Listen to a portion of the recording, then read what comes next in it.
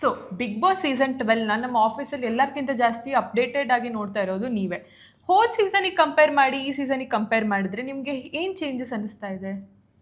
ಈ season one man show ಅಂತ ಹೇಳ್ಬೋದು. ಇದರಲ್ಲಿ ಯಾವುದೇ ಡೌಟ್ ಬೇಡ. ಅಫ್ಕೋರ್ಸ್ ಗಿಲ್ಲಿ ನಟ ಅವರೇ ಸಖತ್ತಾಗಿ ಆಟ ಆಡ್ತಿರೋದು. ಬಿಗ್ ಬಾಸ್ ಮೊದಲ ವಾರದಿಂದ ಇಲ್ಲಿವರೆಗೆ ನಾವು ನೋಡೋದಾದ್ರೆ ಗಿಲ್ಲಿ ತುಂಬಾ ಚೆನ್ನಾಗಿ ಪರ್ಫಾರ್ಮ್ ಮಾಡ್ತಿದ್ದಾರೆ. ಆಟದ ಮಧ್ಯೆ ಒಂದಷ್ಟು ಸ್ಪರ್ಧಿಗಳಿಗೆ ಕಾಮಿಡಿ ವಿಚಾರದಲ್ಲಿ ತೇಜೋವಧೆ ಮಾಡಿರುವಂಥದ್ದು ಅಥವಾ ಬೇಸರ ಮಾಡಿರುವಂಥದ್ದು, ಪರ್ಸನಲ್ ಆಗಿ ಹೋಗಿರುವಂಥದ್ದು ಇದೆಲ್ಲ ಇದೆ, ಇಲ್ಲ ಅಂತಲ್ಲ. ಬಟ್ ನೀವು ಸ್ಟಾರ್ಟಿಂಗ್ ಇಂದ ಇಲ್ಲಿವರೆಗೆ ತಗೊಂಡ್ರೆ ಬಿಗ್ ಬಾಸ್ ಅಲ್ಲಿ ಈ ಸೀಸನ್ ಅಲ್ಲಿ ಗಿಲ್ಲಿ ಇಲ್ಲದೆ ತುಂಬಾ ಕಷ್ಟ ಅಂತ ಹೇಳ್ಬೋದು. ಅಂದ್ರೆ ಇಡೀ ಸೀಸನ್ ನ ಅವ್ರ ಹೆಗಲ ಮೇಲೆ ಹೊತ್ಕೊಂಡು ಹೋಗಿರುವಂಥದ್ದು ಆ ರೀತಿ ವೀಕ್ಷಕರಿಗೆ ನಮಗೆ ಕಾಣಿಸ್ತಾ ಇರುವಂಥದ್ದು. So what about Ashwini Gowda? ಅವರು ಹಾಗೆ ಸ್ಟಾರ್ಟಿಂಗಿಂದ ಇಲ್ಲಿ ತನಕನೂ ಅವರು ಆ್ಯಕ್ಟಿವ್ ಆಗೇ ಮಾತಾಡ್ತಿದ್ದಾರೆ, ಅವರು ತಮ್ಮ ಸ್ಟ್ಯಾಂಡ್ ತಗೋತಿದ್ದಾರೆ. ತೇಜೋವಧೆ ಅನ್ನೋ ವರ್ಡ್ನ ಅವರೇ ಕೀವರ್ಡ್ ಅಂತ ಇಟ್ಕೊಂಡು ಇಡೀ ಸೀಸನಲ್ಲಿ ಹೇಳ್ಕೊಂಡು ಬರ್ತಾನೆ ಇದ್ದಾರೆ. ಅವರು ಆ್ಯಕ್ಟಿವ್ ಆಗೇ ಇದ್ದಾರೆ. ಸೊ ಯಾಕೆ ಬರೀ ಗಿಲ್ಲಿನೇ ಒನ್ ಮ್ಯಾನ್ ಅಂತ ಹೇಳ್ತಾ ಇದ್ದೀರಾ ಇಡೀ ಶೋಗೆ ನೀವು? ಆಲ್ಮೋಸ್ಟ್ ಈ ಸೀಸನ್ ಅಲ್ಲಿ ಅಷ್ಟು ಕಂಟೆಂಟ್ ಸುತ್ತೋದೆ ಗಿಲ್ಲಿ ಸುತ್ತ. ಈಗ ಅಶ್ವಿನಿ ಅವರು ಸ್ಟಾರ್ಟಿಂಗ್ ಇಂದ ಇಲ್ಲಿವರೆಗೆ ಚೆನ್ನಾಗಿ ಆಟ ಆಡ್ಕೊಂಡ್ ಬಂದಿದ್ದಾರೆ, ಅದರಲ್ಲಿ ಎರಡು ಮಾತಿಲ್ಲ. ಫಿಸಿಕಲ್ ಟಾಸ್ಕ್ ಇರ್ಬೋದು, ಈಗ 40+ ಏಜ್ ಆದ್ರೂ ಕೂಡ ಅಲ್ಲಿರೋರಿಗೆ ಪೈಪೋಟಿ ಕೊಟ್ಕೊಂಡು ಆಟ ಆಡ್ತಾ ಇದ್ದಾರೆ. ಇದು ನಿಜವಾಗ್ಲೂ ಸುಲಭ ಇಲ್ಲ. ಈಗ ಮೊನ್ನೆ ನಾನು ಒಂದು ಸೀಸನ್ ಎಪಿಸೋಡ್ ನೋಡ್ತಾ ಇದ್ದಾಗ ನನಗೆ ಅನಿಸ್ತು, ಕೈಗೆ ಇಲ್ಲೆಲ್ಲ ಒಂದಷ್ಟು ಗಾಯಗಳಾಗಿದೆ ಅಶ್ವಿನಿ ಅವರಿಗೆ, ಆದ್ರೂ ಕೂಡ ಅವರು ಫಿಸಿಕಲ್ ಟಾಸ್ಕ್ ಅಲ್ಲಿ ಆಟ ಆಡ್ತಾರೆ. ನಾನು ಆಡ್ಬೇಕು, ನಾನು ಕ್ಯಾಪ್ಟನ್ ಆಗ್ಬೇಕು ಅನ್ನೋಂಥ ಹುಮ್ಮಸ್ಸಿದೆ, ಅದನ್ನ ನಾವು ಮೆಚ್ಚಬೇಕು. ಆದ್ರೆ ಆಟದ ಮಧ್ಯೆ ಒಂದಷ್ಟು ಪದಗಳನ್ನ ಅವ್ರು ಬಳಕೆ ಮಾಡಿರುವಂತದ್ದು ಅಶ್ವಿನಿ ಅವರು. ಆಲ್ಮೋಸ್ಟ್ ಎಲ್ಲಾ ಸ್ಪರ್ಧಿಗಳ ಜೊತೆನೂ ಜಗಳ ಆಗಿದೆ. ಆದ್ರೆ ಆ ಪದಗಳಿದೆಯಲ್ಲ, ಅದು ವೀಕ್ಷಕರಿಗೆ, ನೋಡುಗರಿಗೆ ಬೇಸರವನ್ನ ಉಂಟು ಮಾಡಿದೆ. ಸೊ ಹಾಗಾಗಿ ಗಿಲ್ಲಿ ಕಂಪೇರ್ ಮಾಡಿದ್ರೆ ಈ ವಿಚಾರದಲ್ಲಿ ಅಶ್ವಿನಿ ಸ್ವಲ್ಪ ಹಿಂದಿದ್ದಾರೆ. ಈಗ ಗಿಲ್ಲಿ ಒಂದಷ್ಟು ಪದಗಳನ್ನ ಅವರು ಬಳಕೆ ಮಾಡಿಲ್ಲ ಅಂತಿಲ್ಲ, ಅವರು ಹರ್ಟ್ ಮಾಡಿಲ್ಲ ಅಂತಿಲ್ಲ. ಆದ್ರೆ ಮನೋರಂಜನೆ ವಿಚಾರ ತಗೊಂಡಾಗ ಗಿಲ್ಲಿ ಮುಂದಿದ್ದಾರೆ. ಓಕೆ, ಸೊ ಎಲ್ಲ ಬಿಗ್ ಬಾಸ್ ಮನೇಲಿ ಇರೋರು, ಆಚೆ ಇರೋರು ಎಲ್ಲರೂ ಹೇಳ್ತಾ ಇರೋದು ಬಿಗ್ ಬಾಸ್ ಬರೀ ಟಾಸ್ಕ್ಗಳ ಆಟ ಅಲ್ಲ, ಅದೊಂದು ಪರ್ಸ್ನಾಲಿಟಿ ಆಟ ಅಂತ. ಸೊ ಆ ರೀತಿನಲ್ಲಿ ಗಿಲ್ಲಿ ತಮ್ಮ ಪರ್ಸ್ನಾಲಿಟಿನ ತುಂಬ ಚೆನ್ನಾಗಿ ಜನರ ಜೊತೆ ಪೋರ್ಟ್ರೇ ಮಾಡ್ಕೊಂಡಿದ್ದಾರೆ ಅಂತ ಇಡೀ ಸೀಸನಲ್ಲಿ ತುಂಬ ಚೆನ್ನಾಗಿ ಗೊತ್ತಾಗ್ತಿದೆ. ಆದರೆ ಬೇರೆ ಕಂಟೆಸ್ಟೆಂಟ್ಸು ಟಾಸ್ಕ್ ಬಗ್ಗೆ ಕಾನ್ಸಂಟ್ರೇಟ್ ಕೊಟ್ಟು, ಅವರು ಫಾರ್ ಎಕ್ಸಾಂಪಲ್ ಧನುಷ್ ಅವರು ಟಾಸ್ಕ್ ಬಗ್ಗೆ ಕಾನ್ಸಂಟ್ರೇಟ್ ಕೊಟ್ಟು ಫಸ್ಟ್ ಪ್ಲೇಯರ್ ಫಿನಾಲೆಗೆ ಅವರು ಕ್ವಾಲಿಫೈ ಆಗಿದ್ದಾರೆ. ಸೊ ನಾವು ಆ ಥರ ನಾವು ಅಳತೆ ಮಾಡಿದ್ರೆ ಧನುಷ್ ಮೇಲೆ ಬರ್ತಾರೆ ಅಂತ ಅನ್ಸುತ್ತಾ, ಗಿಲ್ಲಿ ಮೇಲೆ ಬರ್ತಾರೆ ಅಂತ ಅನ್ಸುತ್ತಾ? ಈಗ ಫಿಸಿಕಲ್ ಟಾಸ್ಕ್ ಏನಿದೆ ಅದು ಬಿಗ್ ಬಾಸ್ ಮನೆಯಲ್ಲಿ ಒಂದು 10% 5% ಅಷ್ಟೇನೆ. ಯಾಕಂತಂದ್ರೆ ಈಗ ಫಿಸಿಕಲ್ ಟಾಸ್ಕ್ ನೋಡ್ಬೇಕು ಅಂತ ಅನ್ಸಿದ್ರೆ ವೀಕ್ಷಕರಿಗೆ, ನನಗೆ ಫಿಸಿಕಲ್ ಟಾಸ್ಕ್ ನೋಡ್ಬೇಕು ಅಂತ ಅನ್ಸಿದ್ರೆ ಇನ್ಯಾವುದೋ ಒಂದು ಸ್ಪೋರ್ಟ್ಸ್ ನ ನೋಡ್ತಾ ಇದ್ರು, ಅವ್ರು ಯಾಕೆ ಬಿಗ್ ಬಾಸ್ ನೋಡ್ಬೇಕು? ಸೊ ಬಿಗ್ ಬಾಸ್ ಮನೆಯಲ್ಲಿ ಎಲ್ಲದೂ ಬೇಕು, ಮನರಂಜನೆ ಬೇಕು, ಫಿಸಿಕಲ್ ಟಾಸ್ಕ್ ಬೇಕು, ಕಾಮಿಡಿ ಬೇಕು, ಫನ್ ಬೇಕು, ಎಲ್ಲದೂ ಬೇಕು. ಆ ಎಲ್ಲಾ ಅಂಶಗಳು ಗಿಲ್ಲಿ ಅವರೆಲ್ಲ ಇದೆ ಅಂತ. ಇನ್ನೊಂದೇನಂತಂದ್ರೆ ಗಿಲ್ಲಿ ಫಿಸಿಕಲ್ ಟಾಸ್ಕ್ ಆಡಿಲ್ಲ ಅಂತ ಕೆಲವರು ಬ್ಲೇಮ್ ಮಾಡ್ಬೋದು. ಬಟ್ ಆಡಿದ್ರು, 1-2-3 ಫಿಸಿಕಲ್ ಟಾಸ್ಕ್ ಆಡಿದ್ರು, ವಿನ್ ಆದ್ರು. ಜೊತೆಗೆ ಇನ್ಯಾವುದಾದ್ರು ಒಂದು ಸಾಂಸ್ಕೃತಿಕ ಚಟುವಟಿಕೆ ಇರಲಿ, ಇನ್ಯಾವುದೋ ಒಂದು ಫನ್ ಟಾಸ್ಕ್ ಕೊಟ್ಟಿರ್ಲಿ, ಅದರಲ್ಲಿ ಗಿಲ್ಲಿ ಎತ್ತಿದ ಕೈ, ಆ ರೇಂಜಿಗೆ ಅವರು ಪರ್ಫಾರ್ಮ್ ಮಾಡಿದ್ದಾರೆ.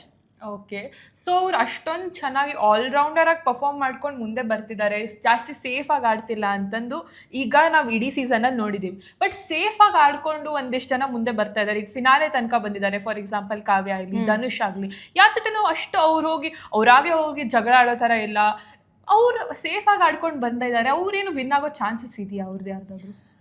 ಬಿಗ್ ಬಾಸ್ ಮನೆಗೆ ಎಂಟ್ರಿ ಕೊಟ್ಟಾಗಿಂದ ಕಾವ್ಯ ಅವರ ಹೆಸರು ಬಹುತೇಕ ಗಿಲ್ಲಿ ಜೊತೆಗೆ ಒಂದು ಆಡ್ ಆನ್ ಆಗಿ ಬಂದಿರುವಂತದ್ದು. ಗಿಲ್ಲಿ ಇದ್ದಲ್ಲಿ ಕಾವ್ಯ, ಕಾವ್ಯ ಇದ್ದಲ್ಲಿ ಗಿಲ್ಲಿ ಅನ್ನೋ ತರ. ಅಂದ್ರೆ ಗಿಲ್ಲಿನೇ ಕಾವ್ಯ ಅವ್ರ ಹೆಸರನ್ನ ತುಂಬಾ ಸಲ ತಗೊಳ್ತಾ ಇದ್ರು, ಕಾವು ಅಂತ ತುಂಬಾ ಸಲ ಹೇಳ್ತಾ ಇದ್ರು. ಇದು ಕಾವ್ಯ ಅವರ ಇಂಡಿವಿಜುವಲ್ ಆಟಕ್ಕೆ ನಿಜವಾಗ್ಲೂ ಹೊಡೆತ ಬಿದ್ದಿದೆ. ಈಗ ಪ್ರೀ ಪ್ರೊಡಕ್ಟ್ ಅಂತ ಅಶ್ವಿನಿ ಗೌಡ ಅವರು ಆರಂಭದ ವಾರದಲ್ಲೇ ಹೇಳ್ಬಿಡ್ತಾರೆ ಏನು ಕಾವ್ಯ ಅವರಿಗೆ. ಇತ್ತೀಚೆಗೆ ಮೊನ್ನೆ ನೀವು ಇನ್ಸಿಡೆಂಟ್ ನೋಡಿದ್ರಿ, ಅವರ ಫ್ಯಾಮಿಲಿಯವರು ಬರ್ತಾರೆ, ಬಂದು ಹೊರಗಡೆ ವಿಚಾರಗಳನ್ನ ಹೇಳ್ತಾರೆ. ಅದೊಂಥರ ಹೆಂಗ್ ಅನ್ಸ್ಬಿಡುತ್ತೆ ವೀಕ್ಷಕರಿಗೆ ಅಂದ್ರೆ ಮಾರ್ಕೆಟಿಂಗ್ ಸ್ಟ್ರಾಟಜಿ ತರ ಅನ್ಸ್ಬಿಡುತ್ತೆ. ಈಗ ಹೊರಗಡೆ ಎಲ್ಲ ಆರಾಮಾಗಿದ್ಯಾ, ಚೆನ್ನಾಗಿದ್ಯಾ, ನೀವ್ ಚೆನ್ನಾಗಿದ್ದೀರಾ ಅನ್ನೋದಕ್ಕಿಂತ ಜಾಸ್ತಿ ನಾನು ಆ ತರ ಮಾತಾಡಿರೋದು ಹೊರಗಡೆ ಹೆಂಗ್ ಕಾಣಿಸಿದೆ, ಸೋಷಿಯಲ್ ಮೀಡಿಯಾ ಅಕೌಂಟ್ ನ ಯಾರು ಹ್ಯಾಂಡಲ್ ಮಾಡ್ತಾ ಇದಾರೆ, ಆಮೇಲೆ ಅವರ ತಾಯಿ ಕೂಡ ಅಣ್ಣ ಅಂತ ಯಾಕೆ ಕರಿತೀಯಾ, ಫ್ರೆಂಡ್ ತಾನೆ, ನೀನು ಫ್ರೆಂಡ್ ಆಗಿ ನೋಡ್ಬೇಕು, ಅಣ್ಣ ಅಂತ ಯಾಕೆ ಕರಿತೀಯಾ ಅಂತ. ಎಸ್, ಹಾಗೆ ಹೇಳ್ತಾರೆ. ಕಾವ್ಯ ಏನ್ ಅನ್ಕೊಂಡಿದ್ರು, ಈಗ ಗಿಲ್ಲಿ ನನ್ನನ್ನು ತುಂಬ ರೇಗಿಸ್ತಾ ಇದ್ರು. ಆ ರೇಗಿಸೋದು ಹೊರಗಡೆ ಜನರಿಗೆ ಅದು ಹೆಂಗೆ ಕಾಣಿಸಿರುತ್ತೆ. ಆ್ಯಂಡ್ ಯೂಶ್ವಲಿ ಏನಾಗ್ಬಿಡುತ್ತೆ, ಸೀರಿಯಲ್ಗಳಲ್ಲಿ ಸಿನಿಮಾಗಳಲ್ಲಿ ಆ್ಯಕ್ಟ್ ಮಾಡಿದಾಗ ಹೀರೋ ಹೀರೋಯಿನ್ಗಳನ್ನ ಪೇರಪ್ ಮಾಡ್ಬಿಡ್ತಾರೆ, ಲಿಂಕ್ ಅಪ್ ಆಗ್ಬಿಡುತ್ತೆ. ಸೊ ಇವರಿಬ್ರು ಮಧ್ಯೆ ಲವ್ ಇದೆಯಾ ಅನ್ನೋಂಥದ್ದು ಪ್ರಶ್ನೆ ಬಂದ್ಬಿಡುತ್ತೆ. ನನಗೆ ಮುಂದೆ ಆ ರೀತಿ ಸಮಸ್ಯೆ ಆಗ್ಬಾರ್ದು ಅನ್ನೋ ಕಾರಣಕ್ಕೆ ಕಾವ್ಯ ಅವರು ಹೇಳ್ತಾರೆ, ಗಿಲ್ಲಿ ನನ್ನ ರೇಗಿಸ್ಬೇಡ, ನೀನು ಚೆನ್ನಾಗಿರಲ್ಲ, ನನ್ಗಿಷ್ಟ ಆಗಲ್ಲ ಅಂತ. ಸೊ ಬಟ್ ತಾಯಿ ಉಲ್ಟಾ ಹೇಳಿದಾಗ ಕಾವ್ಯ ಅವರಿಗೆ ಒಂಥರ ಗೊಂದಲ, ನಾನು ಏನ್ ಮಾಡ್ಬೇಕು, ನಾನೊಂಥರ ಅನ್ಕೊಂಡ್ರೆ ನಮ್ಮ ಮನೆಯವ್ರು ಇನ್ನೊಂಥರ ಅನ್ಕೊಂಡಿದಾರಲ್ಲ, ಏನ್ ಕತೆ ಇದು ಅಂತ. ಬಟ್ ಇಂಡಿವಿಜುವಲ್ ಆಗಿ ನೋಡಿದ್ರೆ ಮನೆ ಕೆಲಸ ಮಾಡಲ್ಲ, ಅಷ್ಟೊಂದು ಟಾಸ್ಕ್ ಆಡಿಲ್ಲ. ಸೊ ಗಿಲ್ಲಿ ಜೊತೆಗೆ ಜಾಸ್ತಿ ಕಾಣಿಸ್ಕೊಂಡಿದ್ದು ಬಿಟ್ರೆ ಕಾವ್ಯ ಅವರ ಕೊಡುಗೆ ಬಿಗ್ ಬಾಸ್ ಮನೆಗೆ ಅಂತ ಅಂದಾಗ ತುಂಬಾ ಲೆಸ್ ಅಂತ ನನಗನ್ಸುತ್ತೆ. ಅಂಡ್ ಸುದೀಪ್ ಅವರು ಕೂಡ ಇದೇ ಮಾತನ್ನ ರೀಸೆಂಟ್ ವೀಕೆಂಡ್ ಎಪಿಸೋಡ್ ನಲ್ಲಿ ಹೇಳ್ತಾರೆ. ವೀಕೆಂಡ್ ಎಪಿಸೋಡ್ನ ನಾವು ನೋಡಿದ್ರೆ ಕಾವ್ಯ ಅವ್ರು ಹೇಳ್ತಾ ಇದ್ರು, ಇಲ್ಲ ನನಗೆ ಇರೋಕ್ಕಾಗ್ತಾ ಇಲ್ಲ, ನಾನು ಮನೆಗೆ ಹೊರಟೋಗ್ತೀನಿ ಅಂತ ಧನುಷ್ ಹತ್ರ ಹೇಳ್ತಾ ಇದ್ರು. ಸೊ ಅವ್ರು ಏನಾದರೂ ಈಗ ಮಿಡ್ ವೀಕ್ ಏನು ಎಲಿಮಿನೇಷನ್ ಇದೆಯಲ್ಲ, ಅದೆಲ್ಲ ಆಲ್ರೆಡಿ ಹೋಗೋಕ್ಕೆ ನಾನು ದಿನ ರೆಡಿಯಾಗಿ ಕುತ್ಕೋತೀನಿ ಅಂತ ಹೇಳ್ತಾ ಇದ್ದಾರೆ. ಸೊ ಅವ್ರು ಹೋಗಬಹುದು ಅಂತ ಅಂತೀರಾ? ನಿಮ್ಮ ಅನಿಸಿಕೆ ಪ್ರಕಾರ ಯಾರು ಆ ಅಂಚಲ್ಲಿದ್ದಾರೆ, ಎಲಿಮಿನೇಟ್ ಆಗೋ ಅಂಚಲ್ಲಿ? ಕಾವ್ಯ ಮಿಡ್ ವೀಕ್ ಎಲಿಮಿನೇಟೆಡ್ ಆಗ್ಬೋದು. ಯಾಕೆಂತಂದ್ರೆ ಈಗ ನಾನು ಹೇಳ್ದಂಗೆ ಗಿಲ್ಲಿಯಿಂದ ಕಾವ್ಯ, ಪ್ರೀ ಪ್ರೊಡಕ್ಟು, ಈ ತರ ಹೆಸರುಗಳು ಹೆಂಗಿದೆಯೋ ಹಾಗೆ ಅವರು ಆಟ ಆಡ್ಕೊಂಡ್ ಬಂದಿದ್ದಾರೆ. ಈಗ ಮೊನ್ನೆ ಹೇಳ್ಬಿಟ್ರು, ಗಿಲ್ಲಿ ನಿನ್ ರೇಗಿಸ್ಬೇಡ ಅಂತ ಸುದೀಪ್ ಸರ್ ಮುಂದೆ ಹೇಳಿದ್ರು. ಇದೇ ಮಾತು ಮೊದ್ಲೇ ಅವ್ರಿಗೆ ಗೊತ್ತಿತ್ತು ತಾನೆ, ಮೊದಲೇ ಯಾಕೆ ಹೇಳಲಿಲ್ಲ? ನಿಜ, ಆರಂಭದ ವಾರಗಳಲ್ಲೇ ಕಾವ್ಯ ಅವರಿಗೆ ಕ್ಲಾರಿಟಿ ಇತ್ತು, ಗಿಲ್ಲಿ ಜೊತೆ ನನ್ನ ಹೆಸರು ಟೈಅಪ್ ಆಗ್ತಿದೆ, ನನ್ನ ಆಟ ಕಾಣಿಸ್ತಾ ಇಲ್ಲ ಅನ್ನೋದು ಕಾವ್ಯ ಗೊತ್ತಿತ್ತು. ಆದ್ರೆ ಹೇಳ್ಬೇಕಿತ್ತು, ಯಾಕೆ ಹೇಳಲಿಲ್ಲ? ಈಗ ನಾನು ಮೊದ್ಲೇ ಹೇಳ್ಬೇಕಿತ್ತು, ಹೇಳಿದ್ರೆ ತಪ್ಪು ಮಾಡಿದೆ, ಲೀನಿಯನ್ಸ್ ಕೊಟ್ಟೆ ಅಂತ ಕಾವ್ಯ ಹೇಳ್ತಾ ಇದ್ದಾರೆ. ಸೊ ಇದು ಕೂಡ ವೀಕ್ಷಕರಿಗೆ ರಿಯಲೈಸ್ ಆಗ್ತಿದೆ ಅವರಿಗೆ ಅಂತ. ರಿಯಲೈಸೇಷನ್ ಅನ್ನೋದಕ್ಕಿಂತ ಹೆಚ್ಚಾಗಿ ಅದನ್ನ ಅವರು ಟೇಕನ್ ಫಾರ್ ಗ್ರಾಂಟೆಡ್ ಆಗಿ ತಗೊಂಡ್ಬಿಟ್ರು. ಆ ಒಂದು ಟಾಪಿಕ್ ನ, ಗಿಲ್ಲಿಯನ್ನ ಆರಾಮಾಗಿ ತಗೊಂಡ್ಬಿಟ್ರು. ಅಷ್ಟೊಂದು ಅವರು ಅದಕ್ಕೆ ಏನಂತ ಹೇಳ್ತೀರಿ, ಕಾನ್ಸಂಟ್ರೇಟ್ ಮಾಡಿಲ್ಲ ಅವರು, ಅದನ್ನ ಎದುರಿಸ್ಲೂ ಇಲ್ಲ. ಸೊ ಮಿಡ್ ವೀಕ್ ಮನೆಯಿಂದ ಹೊರಗಡೆ ಹೋಗುವಂತ ಸಾಧ್ಯತೆ ಇದೆ. ಎಲ್ಲೋ ಒಂದ್ ಕಡೆ ಧ್ರುವಂತ್ ಹೊರಗಡೆ ಹೋಗ್ಬೋದಾ ಅಂತಾನು ಅನ್ಸುತ್ತೆ. ಆಟದ ವಿಚಾರದಲ್ಲಿ ಧನುಷ್ ಅವರು ತುಂಬಾ ಚೆನ್ನಾಗಿ ಆಟ ಆಡಿದ್ದಾರೆ. ಬಟ್ ಮನರಂಜನೆ ಅಥವಾ ಎಲ್ಲರ ಜೊತೆನೂ ಮಾತಾಡ್ಕೊಳ್ಳುವಂಥದ್ದು ಅದೆಲ್ಲ ತುಂಬಾ ಕಡಿಮೆ. ಇತ್ತೀಚೆಗೆ ಸ್ವಲ್ಪ ಧನುಷ್ ಎಲ್ಲರ ಜೊತೆ ಕಾಣಿಸ್ಕೊಳ್ತಾ ಇದ್ದಾರೆ. ಬಿಕಾಸ್ ಮನೇಲಿ ಇರೋರೇ ಒಂದು 7-8 ಜನ ಅಂದಾಗ ಸೊ ಧನುಷ್ ಕಾಣಿಸ್ಕೊಳ್ತಿದ್ದಾರೆ. ಬಟ್ ಧನುಷ್ ಕೂಡ ಬರೋಂಥ ಸಾಧ್ಯತೆ ಇದೆ. ನೀವು ನೋಡಿರ್ಬೋದು, ತನಿಷಾ ಕುಪ್ಪಂಡ ಅವರು ಕಳೆದ ಸೀಸನ್ ಅಲ್ಲಿ ಹೊರಗಡೆ ಬರ್ತಾರೆ. ತನಿಷಾ ಕುಪ್ಪಂಡ ತುಂಬಾ ಸ್ಟ್ರಾಂಗ್ ಸ್ಪರ್ಧಿ. ಅವ್ರ ಎಲಿಮಿನೇಷನ್ ಅವ್ರಿಗೆ ಎಷ್ಟು ಶಾಕ್ ಆಗತ್ತೆ ಅಂತಂದ್ರೆ, ಬಿಗ್ ಬಾಸ್ ಮುಂದೆನೆ ಜಗಳ ಆಡ್ತಾರೆ, ಅವರು ಕೂಗಾಡ್ತಾರೆ, ಪ್ರಶ್ನೆ ಮಾಡ್ತಾರೆ, ಒಂದಷ್ಟು ಸೀನ್ ಕ್ರಿಯೇಟ್ ಆಗತ್ತೆ. ಆ ರೀತಿ ಕಂಟೆಸ್ಟೆಂಟ್ ಯಾರು ಇಲ್ಲ ಅಂತ ಅನ್ಸುತ್ತೆ. ತನಿಷಾ ಅವರ ಏನು ಗಲಾಟೆ ಮಾಡಿದ್ರಲ್ಲ ಆ ತರ. ಸೊ ಹಾಗೆ ಆ ಸೀಸನ್ ಅಲ್ಲಿ ಸ್ಟ್ರಾಂಗ್ ಸ್ಪರ್ಧಿ ಅಂತ ಯಾರಿಗೆ ಅನ್ಸಿರುತ್ತೋ ಅವ್ರು ಹೊರಗಡೆ ಹೇಗ್ ಬಂದ್ರು, ಹಾಗೆ ಈ ಸೀಸನ್ ಅಲ್ಲೂ ಕೂಡ ಹಾಗೆ ಆಗ್ಬೋದಾ ಅಂತ. ಬಿಕಾಸ್ ಧ್ರುವಂತ್ ಅವರು ಮತ್ತೆ ಅಶ್ವಿನಿ ಅವರು ಚಪ್ಪಾಳೆ ತಗೊಂಡ್ರು, ಕಿಚ್ಚನ ಚಪ್ಪಾಳೆ ಸಿಕ್ತು. ಸೊ ಈಗ ಅವರಿಬ್ಬರಲ್ಲಿ ಒಬ್ರು ಯಾರಾದ್ರೂ ಹೊರಗಡೆ ಬರಬಹುದಾ ಅಂತ. ಹೌದು. ಸೊ ಈಗ ನಮ್ಮೆಲ್ಲರಿಗೆ ಕಾಡ್ತಾ ಇರೋ ಯಕ್ಷ ಪ್ರಶ್ನೆ, ಗಿಲ್ಲಿನೇ ಈ ಸತಿ ಕಪ್ ಗೆಲ್ತಾರಾ ಇಲ್ಲ ಬೇರೆಯವ್ರಿಗೂ ಚಾನ್ಸಸ್ ಇದೆಯಾ? ಬಿಗ್ ಬಾಸ್ ಮನೆಯಲ್ಲಿ ಯಾರೆಲ್ಲ ಸ್ಪರ್ಧಿಗಳಿದ್ದಾರೆ ಅವ್ರು ಯಾರು ಪರ್ಫೆಕ್ಟ್ ಅಲ್ಲ. ಇದು ವ್ಯಕ್ತಿತ್ವದ ಆಟ. ನಮ್ಮ ವ್ಯಕ್ತಿತ್ವ ಏನು ಅನ್ನೋದನ್ನ ನಾವು ತೋರಿಸ್ಕೊಡ್ಬೇಕು. ಬಟ್ ನೀವು ವ್ಯಕ್ತಿತ್ವ ಅಂತ ತಗೊಂಡಾಗ್ಲೂ ಕೂಡ ಅಲ್ಲಿ ಯಾರು ಪರ್ಫೆಕ್ಟ್ ಅಲ್ಲ. ಗಿಲ್ಲಿ ನಟ ಅವರು ಬೇಕಾದಷ್ಟು ಬೇಡದಿರುವಂತಹ ಪದಗಳನ್ನ ಬಳಸಿದ್ದಾರೆ. ಅಶ್ವಿನಿ ಗೌಡ ಜೊತೆ ಜಗಳ ಆಡಿರುವಾಗ ಪದಗಳನ್ನ ಬಳಸಿದ್ದಾರೆ. ಅಶ್ವಿನಿ ಗೌಡ ಕೂಡ ಒಂದಷ್ಟು ಪದಗಳನ್ನ ಬಳಸಿದ್ದಾರೆ. ಯಾರು ಬಳಸಿಲ್ಲ, ಎಲ್ಲರೂ ಪದಗಳನ್ನ ಬಳಸಿದ್ದಾರೆ. ಈಗ ಗಿಲ್ಲಿ ಒಂದಷ್ಟು ಜನರು ತೇಜೋವಧೆ ಮಾಡ್ತಾರೆ, ಪರ್ಸನಲ್ ಆಗಿ ಹೋಗ್ತಾರೆ, ಅದೇ ಅವರು ಕಾಮಿಡಿಯಾಗಿ ತಗೋತಾರೆ. ಅವ್ರಿಗೆ ಕಂಟೆಂಟ್ ಬೇಕು, ಜನರನ್ನ ನೋಡಿ ಪಿಕ್ ಮಾಡ್ತಾರೆ. ಸೊ ಅವ್ರು ಟ್ರಿಗರ್ ಆಗ್ತಾರೆ ಅಂತ ಗೊತ್ತಿದ್ರು ಮಾತ್ರ ಅವ್ರ ಮೇಲೆ ಕಾಮಿಡಿ ಮಾಡ್ತಾರೆ ಅಂತ ಹೇಳ್ತಾರೆ. ಇರ್ಬೋದು, ಇಲ್ಲ ಅಂತ ಹೇಳ್ತಾ ಇಲ್ಲ. ಆದ್ರೆ ಅವ್ರು ಗೆಲ್ಲೋ ಚಾನ್ಸಸ್ ತುಂಬಾ ಇದೆ. ಅಂದ್ರೆ ಪ್ರತಿಯೊಂದು ಎಪಿಸೋಡ್ ಅನ್ನ ಅವರು ಜೀವಿಸಿದ್ದಾರೆ. ಜನರಿಗೆ ಏನ್ ಕಂಟೆಂಟ್ ಬೇಕೋ ಅದನ್ನ ಕೊಟ್ಟಿದ್ದಾರೆ. ಬೇರೆಯವ್ರು ತಪ್ಪು ಮಾಡಿದಾಗ ತಪ್ಪು ಅಂತ ಹೇಳಿದ್ದಾರೆ. ಜೊತೆಗೆ ಬೇರೆಯವರ ಆಟವನ್ನ ಕೂಡ ಅವರು ವಿಮರ್ಶೆ ಮಾಡಿದ್ದಾರೆ. ಅದು ಕೂಡ ಗೊತ್ತಾಗತ್ತೆ. ಮನರಂಜನೆ ವಿಚಾರ ಬಂತು ಅಂತ ಅಂದಾಗ ಗಿಲ್ಲಿ ಅವರನ್ನ ಮೀರ್ಸೋರು ಈ ಸೀಸನ್ ಅಲ್ಲಿ ಯಾರು ಇಲ್ಲ. ಅಂಡ್ ಅಶ್ವಿನಿ ಗೌಡ ಅವರು ಫಿಸಿಕಲ್ ಟಾಸ್ಕೋ ಅಥವಾ ಇನ್ನೊಂದು ಯಾವುದೋ ವಿಚಾರದಲ್ಲಿ ಏನು ಸ್ಟ್ಯಾಂಡ್ ತಗೋಬೇಕಿತ್ತಲ್ಲ ತಗೊಂಡಿದ್ದಾರೆ. ಬಟ್ ಎಲ್ಲೋ ಒಂದ್ ಕಡೆ ಏಕವಚನ ಅನ್ನೋಂಥದ್ದು ಅವರಿಗೆ ಮುಳುವಾಗುತ್ತೆ ಅಂತ ಅನ್ಸುತ್ತೆ. ಬಿಕಾಸ್ ಅವರು ಎಲ್ಲರಿಗೂ ಏಕವಚನದಲ್ಲೇ ಮಾತಾಡಿಸ್ತಾರೆ. ಬಟ್ ಎಲ್ಲರೂ ನಮ್ಮನ್ನ ಏಕವಚನದಲ್ಲಿ ಕರೆದ್ರೆ ಅವ್ರಿಗೆ ಇಷ್ಟ ಆಗಲ್ಲ. ಒಮ್ಮೆ ಕಾಕ್ರೋಚ್ ಸುದ್ದಿ ಅವರು ಈ ಅಮ್ಮ ಅಂತ ಹೇಳ್ಬಿಡ್ತಾರೆ ಅಶ್ವಿನಿ ಅವರಿಗೆ. ಅದು ಅವ್ರಿಗೆ ಬೇಜಾರಾಗತ್ತೆ, ಯಮ್ಮ ಅಂತ ಕರಿಬೇಡಿ ನನ್ನನ್ನು ಅಂತಂತಾರೆ. ಅದಾಗಿ ಸ್ವಲ್ಪ ಹೊತ್ತಾದ್ಮೇಲೆ, ಅದು ವೀಕೆಂಡ್ ಎಪಿಸೋಡ್ನಲ್ಲಿ ಒಂದು ಸ್ವಲ್ಪ ಬ್ರೇಕಲ್ಲಿ ಜಾನ್ವಿ ಅವ್ರ ಜೊತೆ ಅಶ್ವಿನಿ ಮಾತಾಡ್ಬೇಕಾರೆ ಆ ಯಪ್ಪ ಅಂತ ಇವರೇ ಹೇಳ್ಬಿಡ್ತಾರೆ. ಸೊ ಹಿಂಗಾಗ್ಬಿಡ್ತಿದೆ. ಈಗ ಬೇರೆಯವ್ರಿಗೆ ನಾವೇನೋ ಒಂದು ಮಾತು ಹೇಳ್ತೀವಿ ಅಂತಂದಾಗ ನಮಗೆ ಆ ವಿಚಾರದಲ್ಲಿ ಅರ್ಹತೆ ಇರಬೇಕು. ಹೌದು. ಇಲ್ಲ ಅಂತಂದ್ರೆ ಹೇಳಕ್ಕಾಗಲ್ಲ. ಅದೇ ವಿಚಾರ ಅದೇ ತಪ್ಪು ಅಶ್ವಿನಿ ಅವರ ವಿಚಾರದಲ್ಲಿ ಆಗ್ತದೆ. ಬಟ್ ಏನೇ ಇರ್ಲಿ, ಇಲ್ಲಿಂದ ಸ್ಟಾರ್ಟಿಂಗ್ ಇಂದ ಇಲ್ಲಿವರೆಗೆ ಅವ್ರು ಯಾವ್ದು ಗಿವ್ ಅಪ್ ಮಾಡ್ದೇನೆ ಆಟ ಆಡ್ಕೊಂಡ್ ಬಂದಿದ್ದಾರೆ. ಒಂದ್ ಕಡೆ ನನ್ಗಾಗಲ್ಲ, ನಾನು ಮನೆಯಿಂದ ಹೊರಗಡೆ ಹೋಗ್ತೀನಿ ಅಂತ ಹೇಳಿದ್ರು ಕೂಡ ಬಿಗ್ ಬಾಸ್ ಮನೇಲಿ ನಿಜವಾಗ್ಲೂ ಹೆಣ್ಣಿನ ಧ್ವನಿ ಏನಾದ್ರು ಇತ್ತು ಅಂತಂದ್ರೆ ಅದು ನಿಜವಾಗ್ಲೂ ಅಶ್ವಿನಿ ಅವ್ರದ್ದೇನೆ. ಸೊ ಅಶ್ವಿನಿ ಮತ್ತೆ ಗಿಲ್ಲಿ ಮಧ್ಯೆ ಕಾಂಪಿಟೇಷನ್ ಜಾಸ್ತಿ ಇದೆ. ಅಂಡ್ ರಕ್ಷಿತಾ ಕೆಲವೊಂದು ಕಡೆ ಏನ್ ವಿಷಯ ಹೇಳಬೇಕು, ಏನ್ ಪಾಯಿಂಟ್ ಹೇಳಬೇಕು ಅದನ್ನ ತುಂಬಾ ನೀಟಾಗಿ ಹೇಳಿದ್ದಾರೆ. ಅದರಲ್ಲಿ ಯಾವುದೇ ಒಂದು ವಿರೋಧ ಇಲ್ಲ. ಆದ್ರೆ ಬೇರೆಯವರು ತನ್ನ ಮೇಲೆ ಆರೋಪ ಮಾಡಿದಾಗ ಅವರಲ್ಲಿ ನಿಂತ್ಕೊಳ್ಳೋ ಜಾಗದಲ್ಲಿ ನಿಂತ್ಕೊಳ್ಳಲ್ಲ, ಓಡಾಡ್ತಿರ್ತಾರೆ, ಕುಣ್ಕೊಂಡು ಹೋಗ್ತಾರೆ. ಆಮೇಲೆ ಆರೋಪ ಮಾಡಿದ್ರೆ ಅವರಿಗೆ ಅದಕ್ಕೆ ಸಂಬಂಧಪಟ್ಟಂತೆ ಸ್ಪಷ್ಟನೆ ಕೊಡಕ್ ಆಗ್ತಾ ಇಲ್ಲ, ಕ್ಲಾರಿಟಿ ಇಲ್ಲ. ಅದೇ ಸಮಸ್ಯೆ ಆಗ್ತಿರೋದು. ಬಟ್ ಉಳಿದಂತೆ ವ್ಯಕ್ತಿತ್ವದ ವಿಚಾರ ಅಂತ ತಗೊಂಡಾಗ ಬೇರೆಯವ್ರಿಗೆ ಊಟ ತಿಂಡಿ ಕೊಡೋದಿರ್ಬೋದು ಅಥವಾ ಇನ್ನೊಂದೇನೋ ವಿಚಾರದಲ್ಲಿರ್ಬೋದು, ರಕ್ಷಿತಾ ನಿಜವಾಗ್ಲೂ ಚೆನ್ನಾಗಿ ಆಟ ಆಡಿದ್ದಾರೆ ಅನ್ನೋದಕ್ಕಿಂತ ರಕ್ಷಿತಾ ಒಂದು ವ್ಯಕ್ತಿಯಾಗಿ ತುಂಬಾ ಚೆನ್ನಾಗಿ ಆ ಮನೆಯಲ್ಲಿ ಜೀವಿಸಿದ್ದಾರೆ ಅಂತ ಹೇಳ್ಬೋದು.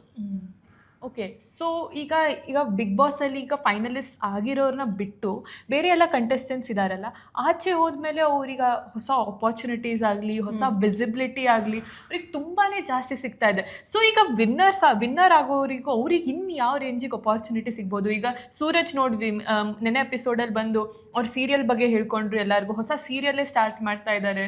ಎಲ್ಲರಿಗೂ ಇನ್ಸ್ಟಾಗ್ರಾಮಲ್ಲಾಗಲಿ ಬೇರೆ ಕಡೆ ಆಗಲಿ ಒಳ್ಳೆ ವಿಸಿಬಿಲಿಟಿ ಇದೆ. ಫಾಲೋವರ್ಸ್ ಎಲ್ಲ 100K 200K 300K 1 million ತನಕ ಫಾಲೋವರ್ಸ್ ಎಲ್ಲ ಆಗ್ತಾ ಇದ್ದಾರೆ. ಸೊ ಇದು ಬಿಗ್ ಬಾಸಿಗೆ ಹೋಗೋದೇ ಒಂದು PR ಸ್ಟ್ರಾಟಜಿ ಥರ ಆಗ್ತಾ ಇದೆ. ಅವ್ರದ್ದೊಂದು ಪರ್ಸ್ನಾಲಿಟಿನ ಎಲ್ಲ ಕಡೆನೂ ತೋರಿಸ್ಕೊಳ್ಳೋ ಥರ ಆಗ್ತಾ ಇದೆ ಅಲ್ವಾ? ಬಿಗ್ ಬಾಸ್ ಒಂದು ಪ್ಲಾಟ್ಫಾರ್ಮ್ ಆಗಿದೆ ಎಲ್ಲ ಕಂಟೆಸ್ಟೆಂಟ್ಸ್. ಹೌದು, ಖಂಡಿತ. ಈಗ ಸೂರಜ್ ಸಿಂಗ್ ಅವ್ರಿಗೆ ಹೆಂಗಾಗ್ಬಿಟ್ಟಿದೆ ಅಂದ್ರೆ ಒಂಥರ ಕ್ಯಾಂಪಸ್ ಸೆಲೆಕ್ಷನ್ ಅಂತ ಹೇಳ್ಬಿಡ್ತಾರಲ್ಲ ಆ ಥರ.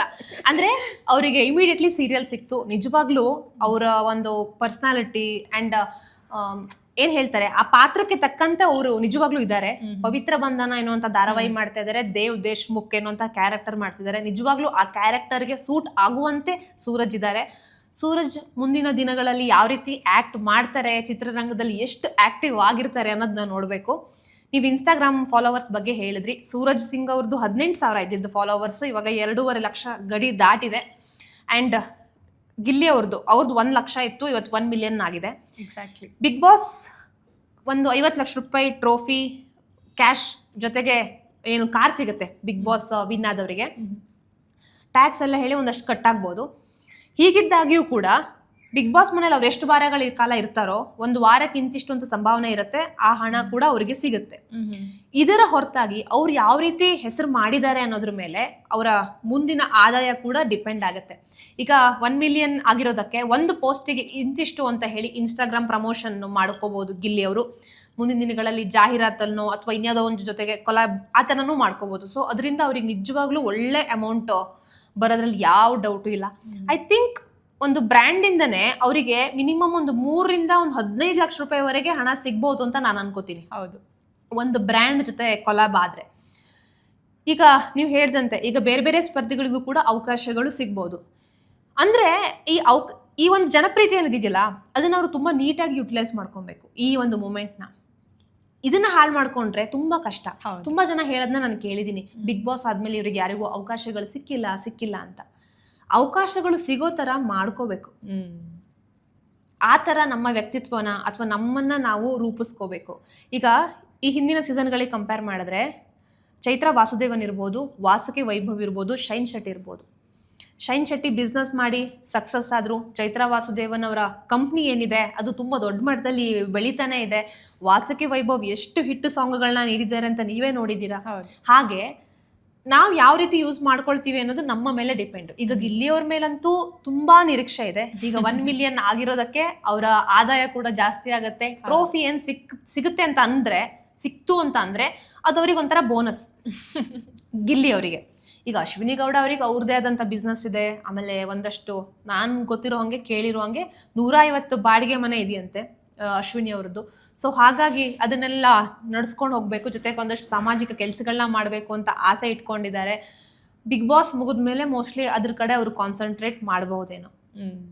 ಸೊ ಈಗ ನಮ್ಗೆ ನಿರೀಕ್ಷೆ ಇರೋದೇ ಫೈನಲ್ಸ್ ಅಲ್ಲಿ ಏನಾಗುತ್ತೆ ಅಂತ ಎಲ್ಲರೂ ಫುಲ್ ಕಾತುರದಿಂದ ಕೂತ್ಕೊಂಡಿದ್ದೀವಿ. ಎಲ್ಲರಿಗೂ ಪ್ರೆಡಿಕ್ಷನ್ ಇರಬಹುದು, ಗಿಲ್ಲಿ ಗೆಲ್ಬೋದು, ಇಲ್ಲ ಅವ್ರು ಗೆಲ್ಬೋದು, ಇವ್ರು ಗೆಲ್ಬೋದು ಅಂತ.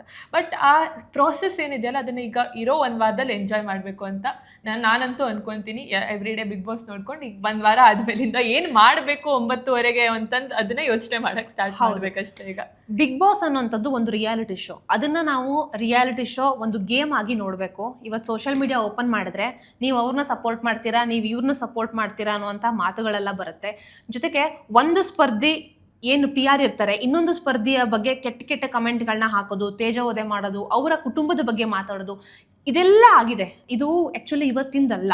ಐ ಥಿಂಕ್ ಸೀಸನ್ 6, 7 ಇಂದ ಸೋಷಿಯಲ್ ಮೀಡಿಯಾ ಏನು ಸ್ಟ್ರಾಂಗ್ ಆಗ್ತಾ ಬಂತೋ ಹಾಗೆ ಈ ಬಿಗ್ ಬಾಸ್ಗೆ PR ಸ್ಟ್ರಾಟಜಿ ಇರ್ಬೋದು, ಈ ಥರ ಫೇಕ್ ಅಕೌಂಟ್ಗಳು ಅದೆಲ್ಲ ಕ್ರಿಯೇಟ್ ಆಗಿ ಆಗುವಂಥದ್ದು. ನೀವೇನೇ PR ಸ್ಟ್ರಾಟಜಿ ಮಾಡಿ, ಏನೇ ಮಾಡಿ, ಕೊನೆಗೆ ಗೆಲ್ಲೋದು ಪ್ರತಿಭೆನೆ. ಅದಂತೂ ಫಿಕ್ಸ್. ಯಾರು ಡಿಸರ್ವ್ ಇರ್ತಾರೋ ಅವರೇ ಗೆಲ್ತಾರೆ. ಬಟ್ ಎಲ್ಲೋ ಒಂದು ಕಡೆ ಅಂದರೆ ಈ ಹಿಂದಿನ ಸೀಸನ್ಗಳಲ್ಲಿ ಅರುಣ್ ಸಾಗ್ ಅವ್ರು ವಿನ್ ಆಗಬೇಕು ಅಂತ ಕೆಲವ್ರು ಹೇಳಿದ್ದುಂಟು.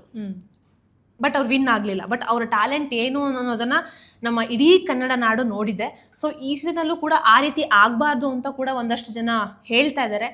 ನೋಡೋಣ, ಇನ್ನೊಂದು 2-3 ದಿನ ಇದೆ ಅಷ್ಟೇ. ಬಿಗ್ ಬಾಸ್ ಕನ್ನಡ ಸೀಸನ್ 12 ಶೋಗೆ ತೆರೆ ಬೀಳತ್ತೆ.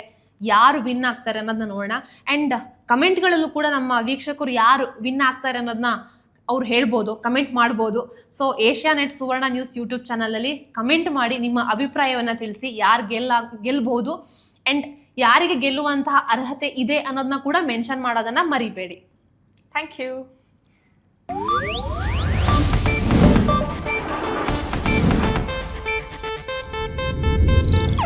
ಇದು ಏಷ್ಯಾನೆಟ್ ನ್ಯೂಸ್ ನೆಟ್ವರ್ಕ್ ಪ್ರಸ್ತುತಿ.